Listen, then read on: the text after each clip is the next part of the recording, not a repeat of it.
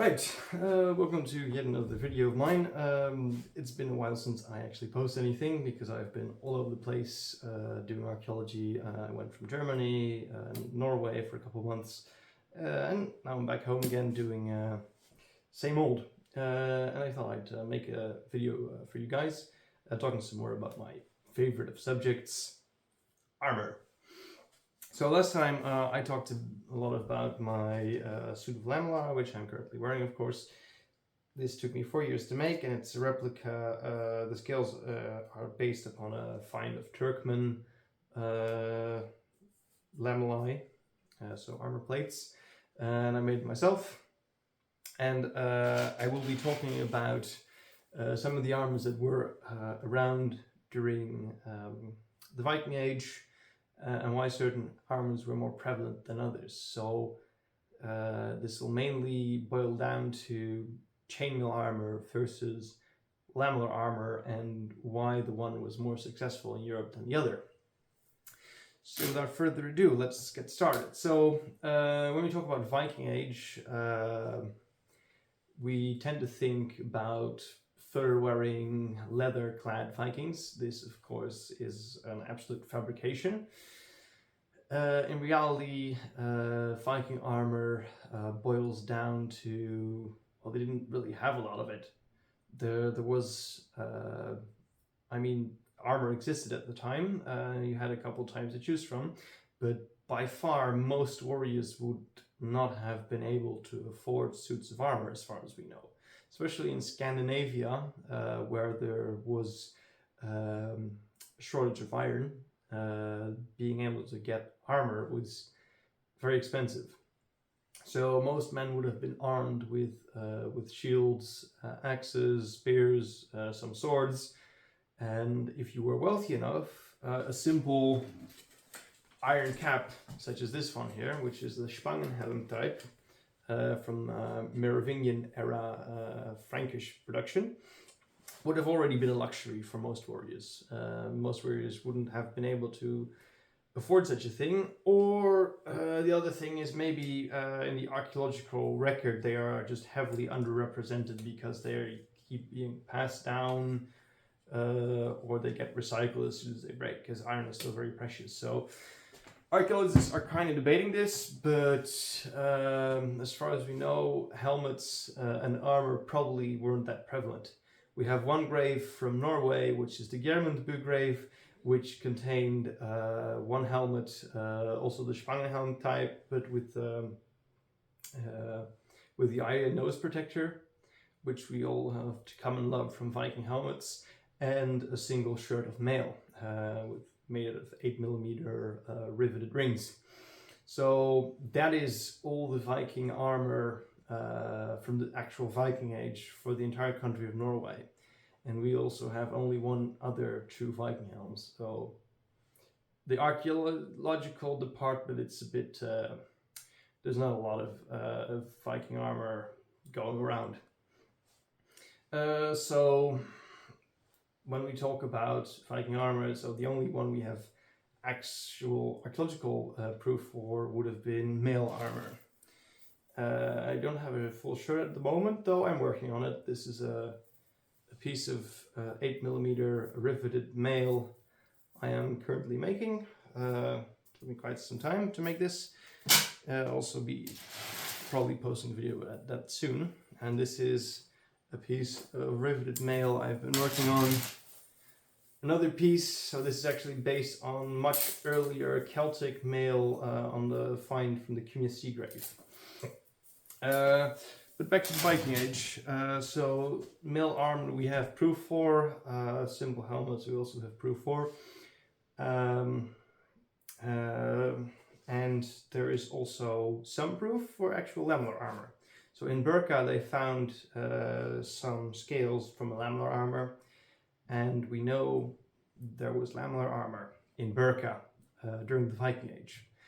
But the thing with Burka is it's very interesting place because you have a lot of things coming together there, especially from the eastern trade. So we're talking about the Kievan Rus or the Rus Vikings doing trade there. So it is kind of culturally contaminated by the Slavic cultures from the east. So there's still a debate about whether the burqa armor actually belonged to some of the native Scandinavian inhabitants of burqa, or if it was actually belonging to the Kievan Rus, so Rus Vikings coming back wearing Slavic weapons and armor. Because for some of the Kievan Rus, that is definitely the case. So we have Chainmaille, we have Lammelar, but we also have a third possible type. So there is in one saga, and it's only one word in this entire saga, where a Viking man, he gets compensated for the death of his brother through the payment or the gift of one suit of armor, and it is described as an old Spangenbrynje. So the word Spangenbrynje would roughly translate to plate byrnie. And a byrnie is a type of male shirt which we already have mention of byrnies from Carolingian sources, which was just a simple small male shirt, about half sleeve, going to about mid-thigh height, sometimes even higher, and we have depictions of it from Anglo-Saxon and Frankish sources too. So a plate byrnie or a plate mail.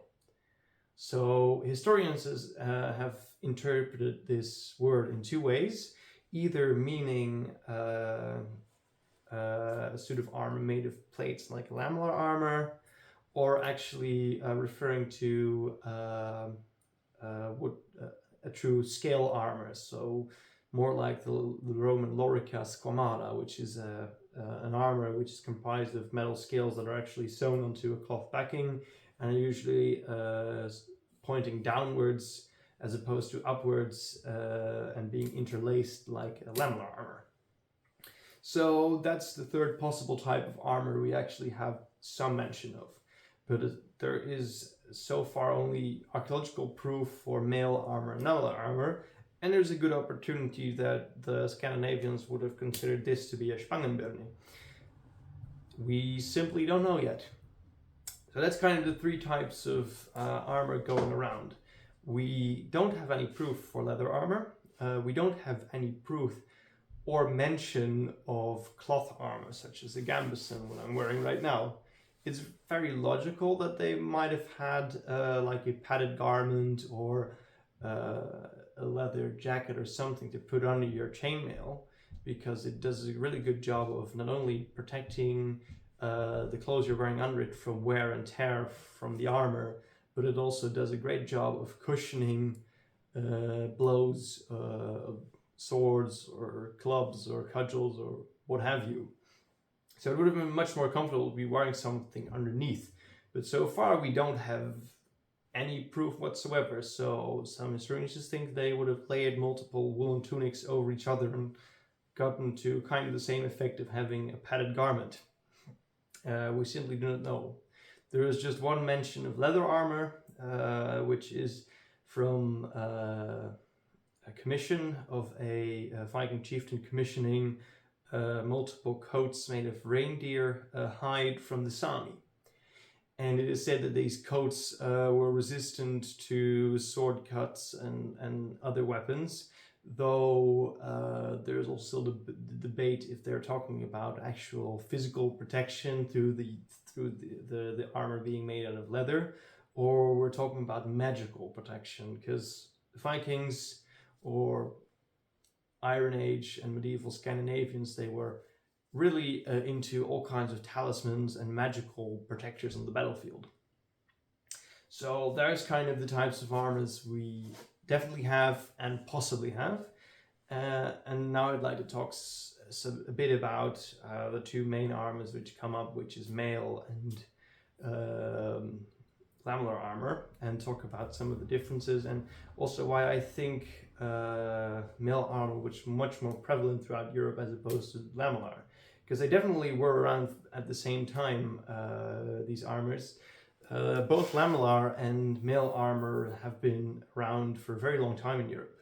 The first fragments of mail armor that have been found date back to the 3rd century BC from Celtic graves, which of course is quite a long time ago. And we already have depictions of lamellar armor being used by the Assyrians, which is of course even earlier, because we're talking about early Iron Age. And armors such as these also saw use throughout the ages. So the Sarmatians and the Scythians, they also used scale and possibly lamellar armors. Actually, we know the Scythians used lamellar armors. We have some leather lamellar from the Scythians themselves. And for chainmail, it's being used by the Celts, it's being used by the Macedonians, it's been used by the Romans, probably most famously in the antique period.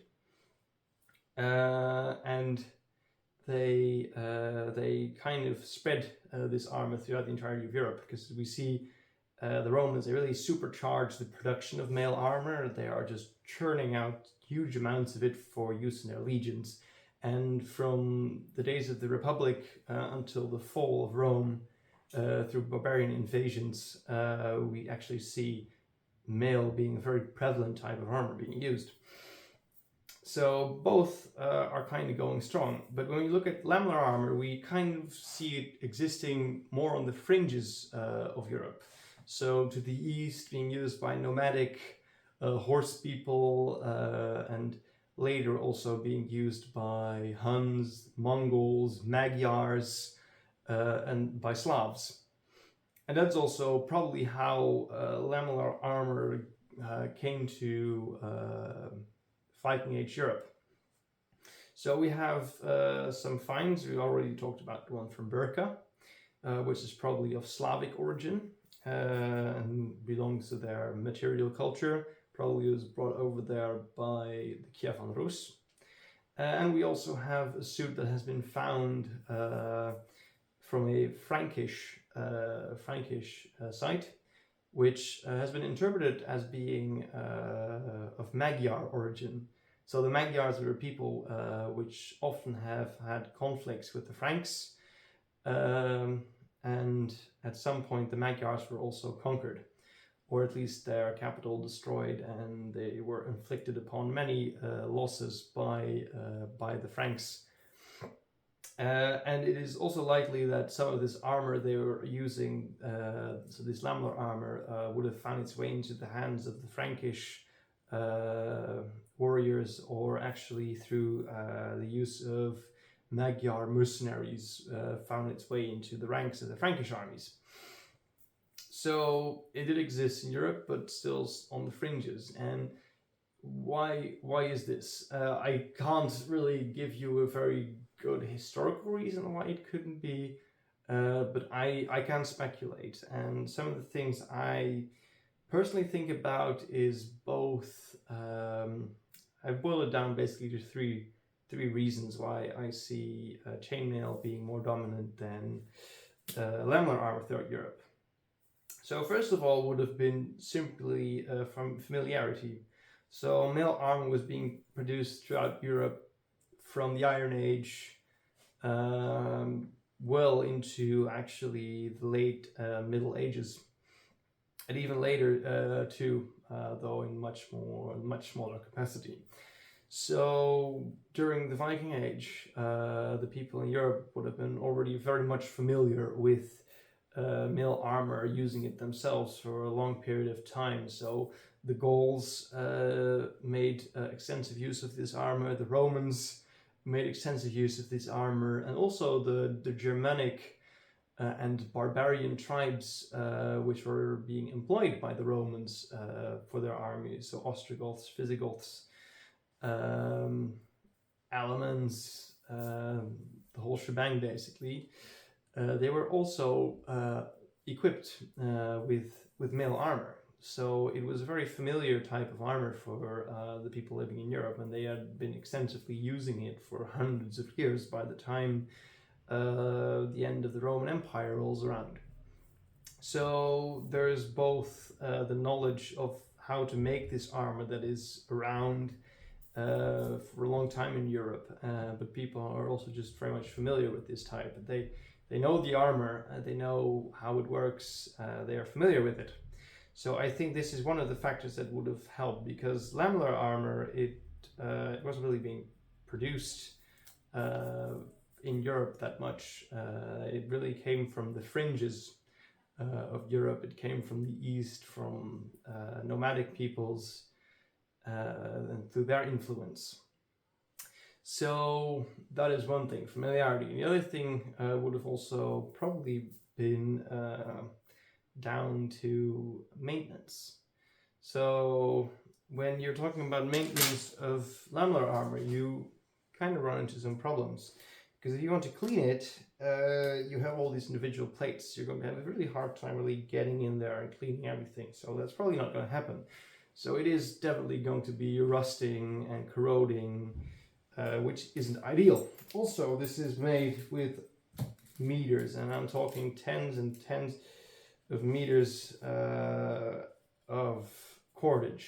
Any type of cordage. Usually this would have been leather, linen, silk cord, rawhide, anything, but you need a lot of this stuff, and it doesn't last forever. It also needs to be maintained. Especially if it's leather, it is very prone to drying out and snapping and breaking.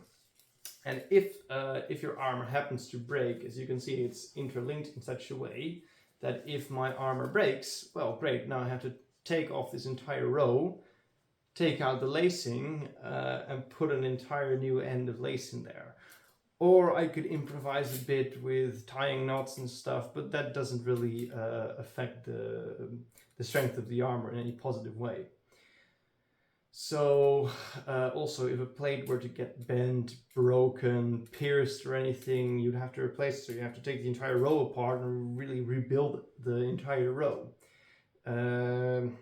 which of course also is not very ideal. On top of that, you're also looking at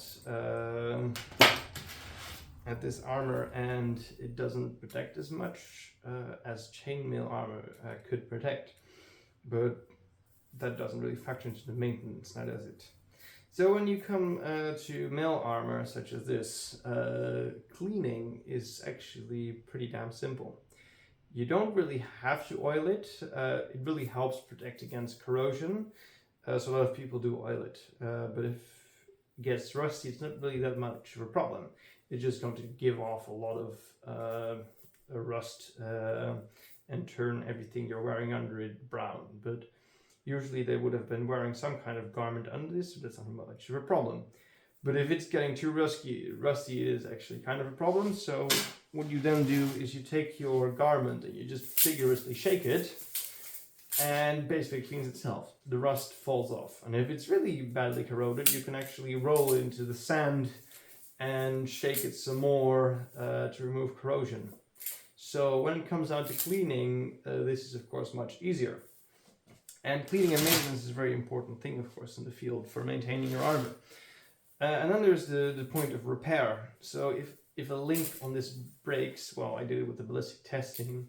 So this is butted mail. It took me 5 minutes to patch 3 holes in this armor. So it's really quick. You just have to have a reserve link and some pliers and you're good to go.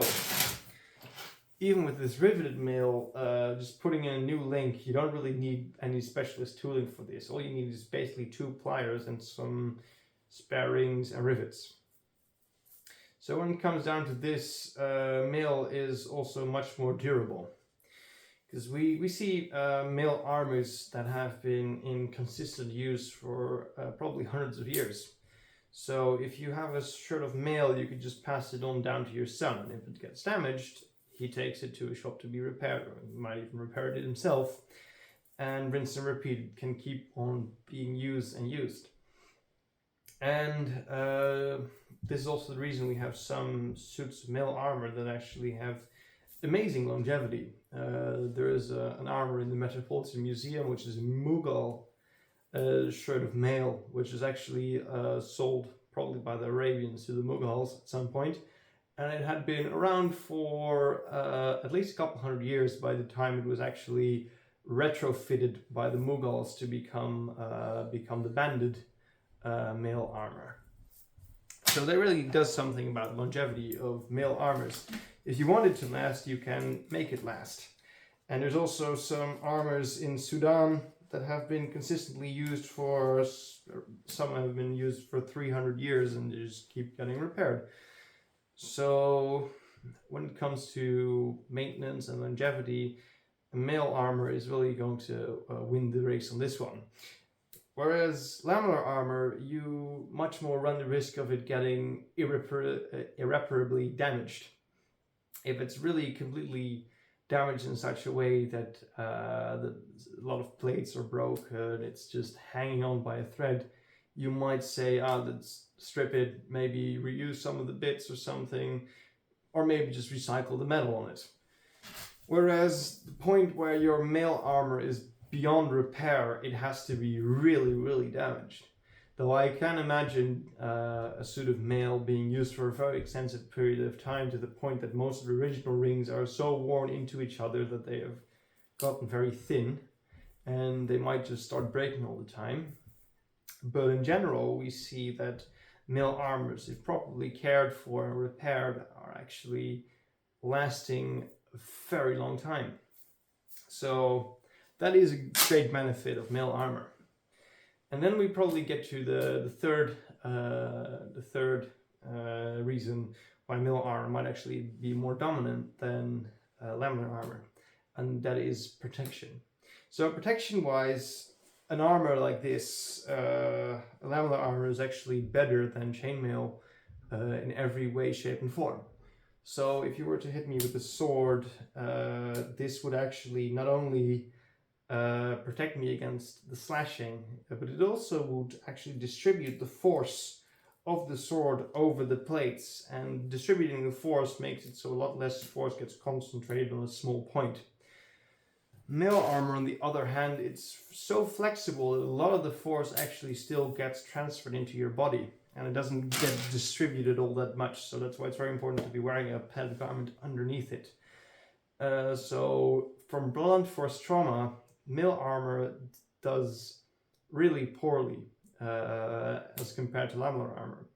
And if we go to anything that is like a piercing weapon, so a spear or an arrow, or even a sword that has been given a nice sharp tip, such as some of the medieval arming swords or late Viking age swords that have very sharp tips, with a good amount of force behind it, you might actually be able to pierce through a lower quality shirt of mail, especially one that is butted. Then you're just going to go through easy peasy probably. So with mail armor, you're still a lot more vulnerable to any kind of piercing weapons, and that is where you are much more protected with lamellar armor. But this rigidness is also kind of the weakness of lamellar armor, because as you can see in this configuration, it is not actually protecting my entire upper body. My chest, my abdomen, and my back are superbly protected by steel plates. There's no way a sword or an arrow or a spear is getting in here. But then again, look at my side, my armpits, my shoulders. They are not protected at all. That's because some of the limitations in lamellar armor are in their flexibility. So this armor is superbly flexible. I can move really well in this, and I have a great range of motion. But in the meantime, to facilitate this, I have had to leave huge gaps to be able to comfortably move and handle weapons, shields, anything. So especially in the front, you need this range of motion because your arms are usually working over here. I have these gaps over here. I couldn't make it broader and I couldn't make it higher because then I would get into problems with my range of motion. So here is where I'm very squishy and weak right now. Whereas the simplest of chainmail burnies would protect the entirety of the upper body, even the armpits and all the nooks and crannies, where lamellar armor really just isn't fit to protect. And then we also have the thing that you have to attach the lammelar armor in such a way, and usually that leaves a gap somewhere. So this one, I didn't really decide yet what kind of clothing system I want, if I want to lace it or little belts. I'm probably going to use simple leather laces and just tie them. But there's also a gap here, and every gap in your armor is going to be less than ideal. Whereas a shirt of mail, it will cover all these gaps that the lamellar armor does not. But if you were to get a lamellar armor over a shirt of mail, then you have the best protection money could buy in those days. And we also see towards the high Middle Ages, people being clad completely in mail armor from their toes to the top of their head. So this is really where the mail armor is going strong. It's very flexible and can protect a lot, and it still affords decent protection against weapons, especially if you wear a padded garment underneath. So, kind of in conclusion, I think the benefits of this type of lamellar armor did not sufficiently outweigh the benefits and the familiarity of mail armor in Europe to actually supplant it. And that is, in my train of thought, also the reason why we do see some of the lamellar armor being used, but it's not really getting widely adopted because we already have something that works pretty terrifically well and we already are very familiar with. Whereas we have this armor coming from far away, being new, being strange, being different, and it's just not as widely or enthusiastically adopted. And that is kind of where my stance is on the difference between mail and lamellar in the benefits and why they aren't as widely adopted. So, well, thank you for watching my rant, and I'll quickly be uploading a new video about actually making mail armor yourself. Riveted, proper mail armor, of course. None of that butted stuff. So be sure to tune in for that. And thank you all for watching.